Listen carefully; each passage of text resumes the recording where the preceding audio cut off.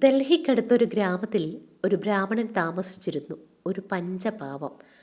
ആർക്കും അയാളെ പറ്റിക്കാൻ എളുപ്പമായിരുന്നു. ഒരു ദിവസം അയാൾ ഒരു സ്വപ്നം കണ്ടു. ആ ഗ്രാമത്തിലെ പണം കടം കൊടുക്കലുകാരൻ്റെ കയ്യിൽ നിന്നും 100 രൂപ വാങ്ങി എന്ന്.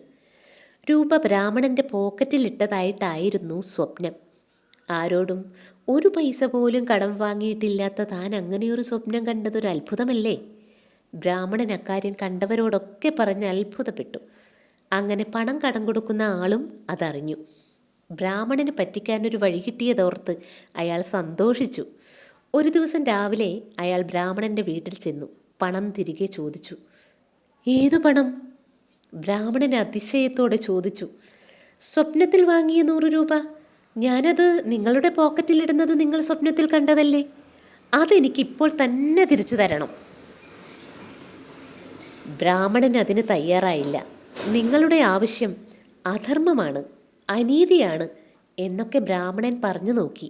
എന്നാൽ പണം കടം കൊടുക്കുന്നത് തൊഴിലാക്കിയിരുന്ന വിദ്വാൻ അതൊന്നും സമ്മതിച്ചില്ല. ശല്യം കൂടിയപ്പോൾ ബ്രാഹ്മണൻ ബീർബലിൻ്റെ കോടതിയിൽ പരാതി നൽകി. ബീർബൽ 2 കക്ഷികളെയും വിസ്തരിച്ചു. വിവരം മനസ്സിലാക്കി.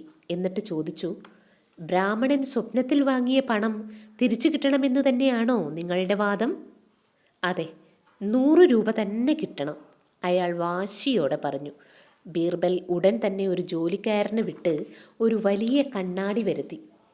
എല്ലാവർക്കും കാണത്തക്കവണ്ണം കോടതിയിൽ വച്ചു. അതിനു മുൻപിൽ ഒരു 100 രൂപ നോട്ടും വെച്ചു. കണ്ണാടിയിൽ 100 രൂപ നോട്ടിൻ്റെ പ്രതിബിംബം കാണുന്നുണ്ടായിരുന്നു. നിങ്ങൾ കണ്ണാടിയിൽ നിന്ന് രൂപയെടുത്തോളൂ, ബീർബൽ വിധി പ്രസ്താവിച്ചു. ഇപ്പോൾ പണം കിട്ടും എന്ന് കരുതി നിന്ന ആൾ ഞെട്ടി.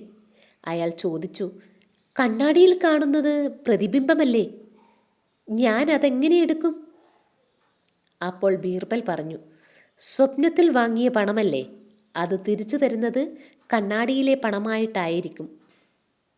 സ്വപ്നത്തിൽ കണ്ട കാശ് തിരിച്ചു ചോദിച്ചാൽ അതല്ലേ ചെയ്യാനാകൂ? പണം വേണമെന്ന് വാശി പിടിച്ച വിദ്വാൻ നാണം കെട്ടു മടങ്ങി. ബ്രാഹ്മണൻ ബീർബലിന് നന്ദി പറഞ്ഞ് പോയി.